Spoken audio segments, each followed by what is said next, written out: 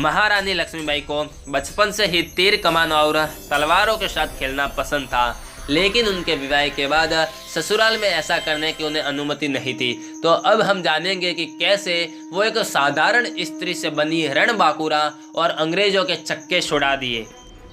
महारानी लक्ष्मीबाई के पति गंगाधर राव की मृत्यु के बाद लक्ष्मीबाई के हाथों में झांसी को संभालने की जिम्मेदारी तो आई, लेकिन तब तक वो वैसी रानी नहीं थी जैसा हम उन्हें जानते हैं। उस वक्त वो पूजा पाठ किया करती थी। ब्राह्मणों को हर रोज दान करना उनकी दिनचर्या का हिस्सा था। उन्होंने अंग्रेजों से दरख्वास्त की थी कि उन्हें काशी जाने दिया जाए। काशी जाकर वो सिर मुंडवाकर एक विधवा की तरह सामान्य जीवन यापन करेंगी, लेकिन अंग्रेजों ने ऐसा करने से मना कर दिया। किले में रहकर ही लक्ष्मीबाई अब सफ़ेद सिल्क की साड़ी पहनने लगी और अपने केश खुले रखने लगी और सुबह विधवाओं की तरह माथे पर राख पोतने लगी।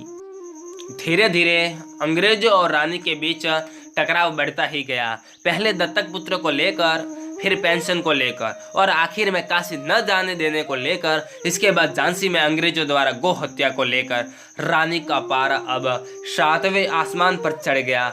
इन सब चीज़ों ने रानी को आघात पहुंचाया और वो बागी बनने पर मजबूर हुई। महारानी लक्ष्मीबाई केवल अंग्रेजों के लिए बागी थी और उनके अंदर देश प्रेम तो कूट कूट के भरा था। विष्णु भट्ट लिखते हैं कि अंग्रेजों ने झांसी को घेर लिया था। वो लगातार हमले कर रहे थे। इसी दौरान किसी नागरिक को लालच देकर उन्होंने झांसी के दक्षिण द्वार से प्रवेश करने का जुगाड़ कर लिया था। रानी के बारे में विष्णु लिखते हैं कि वे एक बार भी विचलित नहीं हुई। महल के चक्कर काटती, हर मोर्चे पर खुद निगरानी रखती और सबके खाने पीने का ध्यान भी। ये सब लगातार 12 दिन चला। इस लड़ाई में उन्होंने पड़ोसी रियासतों को पत्र लिखकर मदद मांगी। गोले बारूद की वजह से किला क्षतिग्रस्त हो जा रहा था।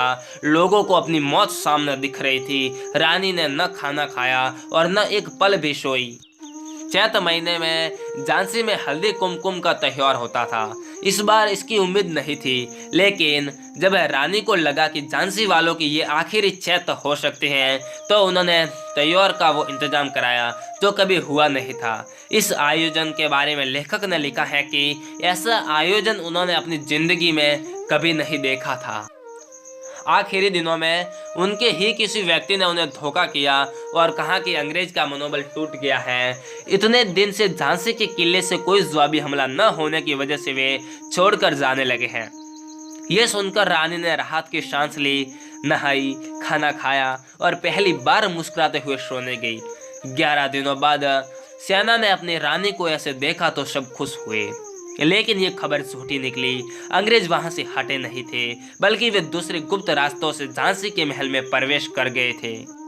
रानी को जब ये पता चला तो उन्हें आघात पहुंचा और वे इस सारी मारकाट की जिम्मेवार खुद को मानने लगी। उस रात पहली बार रानी की आंखों में आंसू आए। सबको किला छोड़कर जाने के लिए कहते हुए तय किया कि खुद को महल के साथ बम से उड़ा लेगी। रानी की ये हालत देखकर विष्णु लिखते हैं कि ये बेहद ही कमज़ोर और भावुक पल था। एक बुजुर्ग सैनिक के समझाने से रानी मानी और 200 लोगों के साथ कालपीट चल पड़ी। विष्णु भट्ट ने रानी को उनके प्रिय सफ़ेद घोड़े पर बाहर जाते हुए देखा था। इस समय रानी ने अपने दत्तक पुत्रों को अपनी पीठ से बांध लिया था। घोड़ों की अच्छी परख के लिए रानी पूरे देश में मशहूर थी। मेरे लिए सबसे ज़्यादा मुश्किल ये जानना रहा कि जो रानी 12 दिन की लड़ाई में एक भी आंसू नहीं बहा रही थी, वो महामारी के चलते फूट फूट कर रोई। दरअसल लगातार 24 घंटे घोड़े पर दौड़ते रानी सहेली झलकारी बाई के साथ जब कालपी के पास पहुंची, तब उन्हें महामारी आ गई। झांसी का महल छोड़ते समय रानी ने सिर्फ 1 रुपया लिया था। उनके पास कपड़े खरीदने के भी पैसे नहीं थे। इस स्थिति ने उन्हें कमज़ोर महसूस कराया। सफ़ेद पोशाक पहनने वाली रानी महामारी के वक्त मर्दों के बीच बैठी थी। बाद में तात्या टोपे ने उनके लिए कपड़ों का इंतजाम कराया। यहाँ से भी अंग्रेजों से लड़ाई हारकर रानी ग्वालियर की तरफ गई। वहाँ के राजा को लड़ाई के लिए मनाने की कोशिश की।